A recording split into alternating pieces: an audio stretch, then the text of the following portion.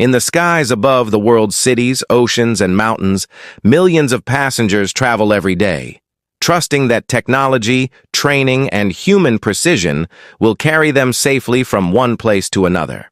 Yet, in the long history of aviation, there have been moments when that trust was shattered, moments when a series of small errors, bad weather, miscommunication, or sheer bad luck transformed routine flights into unimaginable tragedies. These are the stories of the deadliest airlines in history, true accounts that remind us how fragile human control can be when faced with the forces of nature and fate.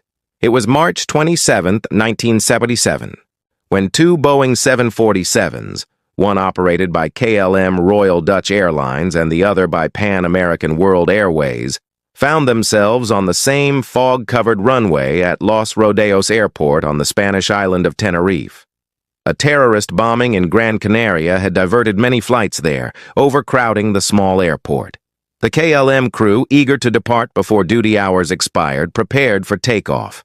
The Pan Am flight, still taxiing down the runway, was obscured by the dense fog that rolled in without warning. Miscommunication between the KLM captain, the tower, and Pan Am sealed their fate. When KLM Flight 4805 accelerated for takeoff, its massive engines roared through the mist, unaware that Pan Am Flight 1736 was directly ahead. The collision that followed killed 583 people, the deadliest accident in aviation history. The charred remains of both jumbo jets lay scattered across the runway, a chilling monument to human misunderstanding. The investigation that followed changed radio communication protocols forever, introducing standardized phrasing to prevent such deadly confusion. 8 years later, in the cold skies above Japan, another tragedy unfolded. Japan Airlines Flight 123, a Boeing 747SR, left Tokyo's Haneda Airport on August 12, 1985, bound for Osaka. Just 12 minutes into the flight, a loud bang shook the cabin. The rear pressure bulkhead had failed, tearing away the tail and severing all hydraulic lines. The aircraft became uncontrollable. For 32 terrifying minutes, the pilots fought to keep it airborne using only engine thrust, their voices filled with calm despair as they radioed their final words. Passengers aboard wrote farewell letters to loved ones as the aircraft slowly descended toward the mountains of Gunma Prefecture. When it struck Mount Takamagahara, it exploded in a fireball visible for miles. Of the 524 people on board, only 4 survived. The investigation revealed that a faulty repair years earlier had weakened the rear bulkhead, leading to the catastrophic failure.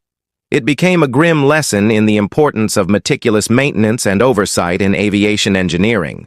On November 12, 1996, the skies above India bore witness to another disaster. Saudi Arabian Airlines Flight 763 was climbing out of New Delhi, while Kazakhstan Airlines Flight 1907 was descending toward it. Both were operating in crowded airspace with limited radar coverage and heavy reliance on verbal air traffic control instructions. Miscommunication, compounded by language barriers, led to a mid-air collision at 14,000 feet. In seconds, both aircraft disintegrated, scattering wreckage and human remains across the Haryana countryside. All 349 people on board both planes perished, making it the deadliest mid-air collision in history.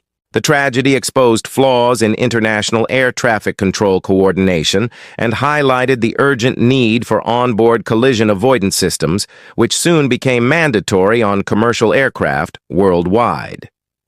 The story of Avianca Flight 52, though lesser known, speaks to the invisible pressures of modern air travel. On January 25, 1990, the Boeing 707 approached New York's JFK Airport after a long flight from Bogota, Colombia. Weather delays had forced the plane to circle for nearly an hour, burning through its fuel reserves. When the crew finally requested priority landing, their phrasing, then influenced by linguistic and cultural differences, failed to convey the emergency's severity. They said they were running out of fuel, but did not formally declare an emergency.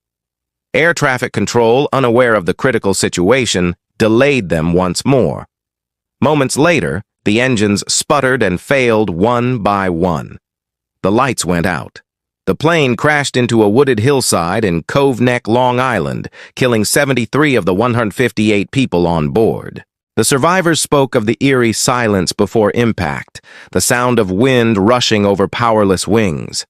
The investigation led to changes in communication training, emphasizing the importance of clear, assertive language when declaring emergencies. In 1980, on a flight from Karachi to Jeddah, Pakistan International Airlines Flight 740 carried 145 pilgrims returning from their sacred journey to Mecca. The aircraft, a Boeing 707, climbed smoothly into the night sky before a mysterious fire broke out in the rear cabin. The smoke spread rapidly. Passengers screamed and prayed as the cabin filled with toxic fumes. The pilots tried desperately to return to the airport, but the aircraft lost control and crashed into the desert near Taif, Saudi Arabia. There were no survivors. The fire's cause was never definitively proven, though speculation ranged from a leaking fuel line to smuggled flammable goods. The tragedy exposed the deadly risks of poor security checks and inadequate fire suppression systems in aircraft cabins. Another horrifying fire struck Saudi Flight 163 on August 19, 1980, just months later. Shortly after takeoff from Riyadh, the Lockheed L-1011 TreeStar's crew detected smoke in the cargo hold. They returned to the airport and landed safely. Yet, what followed defied understanding. Instead of evacuating immediately, the pilots taxied for several minutes, unsure of the fire's location. When ground crews finally opened the doors, they were met with a wall of black smoke and heat so intense it melted their protective gear. All 301 passengers and crew had died of smoke inhalation, seated in their places, before the aircraft stopped moving. The cockpit voice recorder captured the crew's confusion and disbelief. The tragedy underscored how quickly fire can consume life inside a pressurized cabin, prompting a global overhaul in fire detection and evacuation procedures.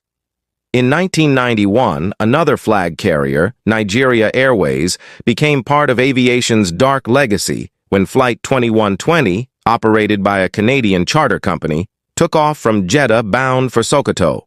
Unknown to the crew, the aircraft's tires had been improperly inflated and overheated during taxi. As it climbed, the friction caused them to catch fire, burning through hydraulic lines and the wing structure. Flames erupted from the undercarriage as passengers panicked. The pilots tried to turn back, but the aircraft disintegrated mid-air, raining debris across the Saudi desert. All 261 souls aboard were lost. The investigation pointed to maintenance negligence and operational pressure, signs of a broader problem among struggling airlines forced to cut costs at the expense of safety. When China Airlines Flight 611 left Taipei on May 25, 2002, few aboard knew they were boarding a plane already marked for tragedy. 22 years earlier, the same aircraft had suffered a tail strike during landing. The repair was rushed and incomplete, leaving hidden cracks beneath the surface. As the Boeing 747 climbed over the Taiwan Strait, those cracks suddenly tore open. The aircraft broke apart mid-air, scattering wreckage across the sea. All 225 aboard died instantly. The event mirrored the earlier Japan Airlines disaster, serving as a haunting reminder that aviation's worst catastrophes often begin with invisible flaws, long buried in metal and memory. The deadliest single aircraft crash in history remains Japan Airlines Flight 123, but among multi-plane disasters, none have equaled the horror of Tenerife. Yet others stand close behind. In 1995, American Airlines Flight 965, en route to Cali, Colombia, found itself lost amid the Andes Mountains after a navigational mix-up. The autopilot, following an incorrect waypoint, guided the aircraft into a valley surrounded by towering peaks. Seconds before impact, the crew realized the error, pulling desperately on the controls. The cockpit voice recorder captured the captain's final command. "Pull up! Pull up!"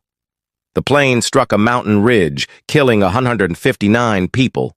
Only 4 survived, pulled from the wreckage by villagers who followed the smell of jet fuel through the night. This tragedy reshaped global navigation systems, leading to the adoption of enhanced ground proximity warning devices. The dawn of the 21st century did not end aviation's deadly streak.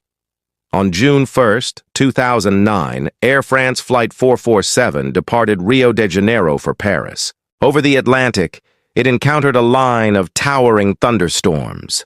Ice crystals clogged the pitot tubes, instruments that measure airspeed, causing the autopilot to disconnect.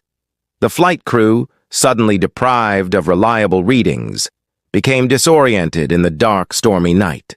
The aircraft entered an aerodynamic stall from which it never recovered. For 4 agonizing minutes, it fell silently through the clouds before striking the ocean. All 228 aboard perished. The wreckage lay hidden in the deep Atlantic for 2 years before searchers finally located it. The data revealed a chilling truth. Even with modern technology, human confusion can turn a survivable situation into a fatal descent. The tragedy sparked major reforms in pilot training for high-altitude stalls and cockpit resource management. Sometimes the deadliest disasters are not the result of mechanical failure or human error alone, but of deliberate action. On March 24, 2015, Germanwings Flight 9525 left Barcelona for Düsseldorf. Shortly after reaching cruising altitude, the captain stepped out of the cockpit. The co-pilot, Andreas Lubitz, locked the door behind him and initiated a steady descent toward the French Alps. His breathing remained calm as alarms sounded, and the captain pounded on the door, pleading to be let in. Moments later, the Airbus A320 slammed into the mountainside, killing all 150 aboard. Investigations revealed Lubitz had a history of depression and suicidal thoughts that had been concealed from his employer. The event shocked the world and led to new regulations requiring at least 2 authorized crew members in the cockpit at all times. Long before this, on September 1, 1983, Korean Airlines Flight 007 was shot down by a Soviet fighter jet after straying into restricted airspace over Sakhalin Island. The Boeing 747 had deviated from its route due to a navigation error, crossing deep into Soviet territory at the height of the Cold War. The Soviets, mistaking it for a spy plane, fired 2 missiles. The aircraft disintegrated mid-air, killing all 269 passengers and crew, including a U.S. congressman. The incident inflamed global tensions and exposed how easily miscommunication between nations could lead to mass death. In its aftermath, the United States made GPS technology freely available to civilians, a decision that forever changed navigation worldwide. One of the most haunting cases of sabotage remains the downing of Pan Am Flight 103 over Lockerbie, Scotland on December 21, 1988. A bomb hidden inside a cassette player exploded in the cargo hold, blowing the Boeing 747 apart at 31,000 feet. Debris rained down on the quiet town below, destroying homes and killing 11 residents on the ground. All 259 aboard were dead. The investigation traced the attack to Libyan intelligence agents, leading to decades of legal and diplomatic battles. For aviation, it marked a turning point in security. The beginning of rigorous baggage screening, metal detectors, and anti-terrorism measures that define modern air travel. Not all tragedies made headlines worldwide, but their impact was just as profound. In 1996, a ValueJet DC-9 crashed into the Florida Everglades after oxygen generators stored improperly in the cargo hold ignited a fire. The pilots, overwhelmed by smoke, struggled to control the aircraft before it plunged into the swamp. The remains of the 110 victims were never fully recovered.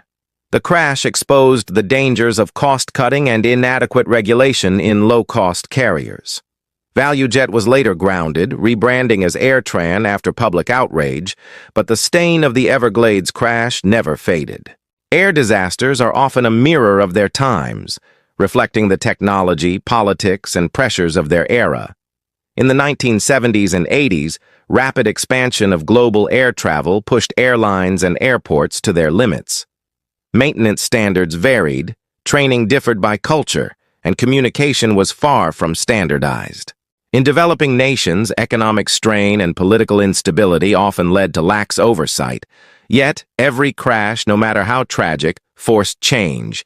Each investigation carried lessons written in blood: stronger regulations, better technology, improved training, and safer skies.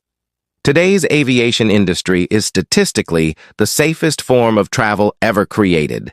The odds of dying in a plane crash are less than 1 in 10 million. But that safety is built on the stories of those who never made it home. Behind every regulation, every emergency checklist, every piece of reinforced metal or flame-resistant material, there are names, faces, and families whose grief reshaped the rules. The Tenerife disaster gave us clear communication standards. Japan Airlines 123 redefined maintenance inspection. Lockerbie reimagined airport security. Air France 447 changed pilot training forever. In tragedy's shadow, progress was born. There is a certain silence that follows every crash, a silence filled with unanswered questions, with investigators combing through twisted wreckage, black boxes buried beneath ash and water. Inside those small orange recorders lie the final words of crews who did everything they could, sometimes fighting the impossible. Listening to those recordings, one hears not just technical errors, but the human struggle against panic, confusion, and fate. They are voices of professionalism and courage, and of the limitations that even the most skilled humans face when confronted with chaos at 30,000 feet. When we speak of the deadliest airlines, we are not just counting accidents or statistics. We are telling stories of human vulnerability, of systems that failed, decisions made in seconds, and lessons learned at the highest cost. Behind every airline's name, there are stories of heroism, too. Flight attendants who led panicked passengers through smoke-filled cabins, pilots who stayed at the controls to the last moment, air traffic controllers who never forgave themselves for a misunderstood word. Aviation's darkest chapters are written not only in tragedy, but in courage. Each generation inherits these lessons, and each flight that lands safely is a silent tribute to those who perished in the sky. The jets that soar above us today are safer because of them. Every sensor, checklist, and line of code guarding against the unseen dangers that once claimed so many lives. The deadliest airlines in history left behind more than wreckage. They left behind knowledge that continues to save millions of lives every year. And so, as the engines roar and another flight disappears into the clouds, we remember those whose journeys ended far too soon. They are not just statistics or headlines. They are the reason the skies today are safer than ever before. Their stories remind us that progress often rises from the ashes of tragedy, and that every safe landing is, in its own way, a quiet victory over the past.